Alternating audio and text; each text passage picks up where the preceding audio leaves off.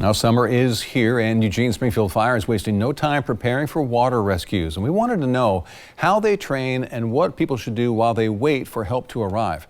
Reporter Aaron Arellano met with the rescue team at Alton Baker Boat Ramp in Eugene and took a deep dive, literally, for answers.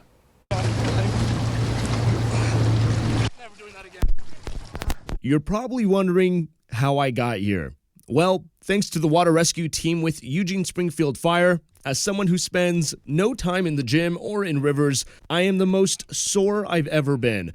Each year, we hear the importance of wearing a life jacket, being aware of your surroundings, and to watch your alcohol consumption while enjoying rivers like the Willamette. But I wanted to take a deeper dive on the rescue team and find out what to do if I'm in the river and in need of help. The majority of the calls that we get are people who are not prepared for moving water. We asked Captain Jesse Donahue about how long a person in distress should expect to wait for help to arrive.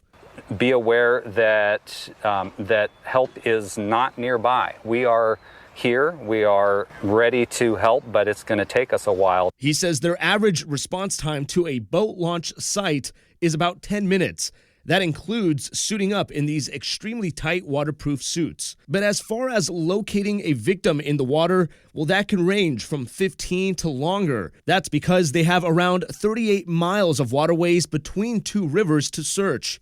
And that's why it's helpful to them if you know where you're at. The things to look for as you're floating is recognizable landmarks. It could be specific buildings or street signs, if there are any. Bridges are helpful. So how do they train for rescues? Well, I found out the hard way. The river does not get tired. It does not slow down.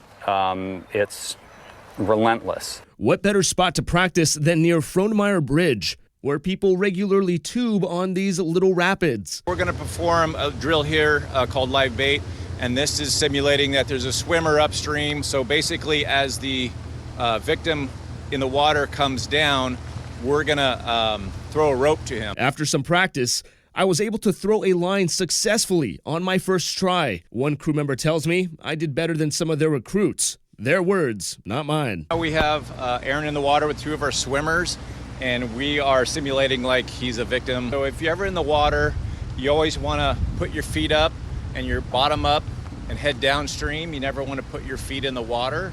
A couple reasons are you could get your foot stuck, for one. There's lots of rocks and snags. For the cow's tail drill, I was the live bait and floated by in distress, while firefighter paramedic Mackay Bradley jumped in and swam like heck to reach me in seconds. Finally, I'm told most victims are reachable by boat, but not all of them. First responders might be required to swim across the raging river to reach someone stranded on a rock. For this drill, I had to angle myself against the downstream, and that helped me successfully reach the landing on my first try.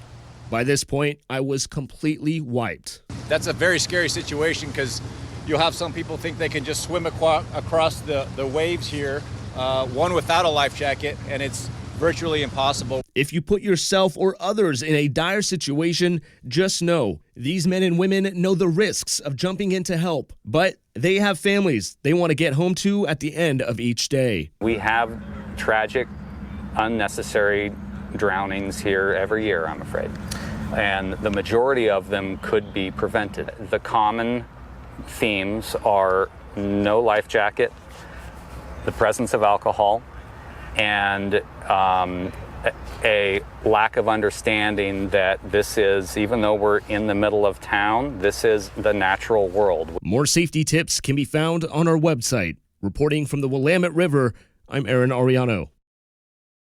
Great job, Aaron.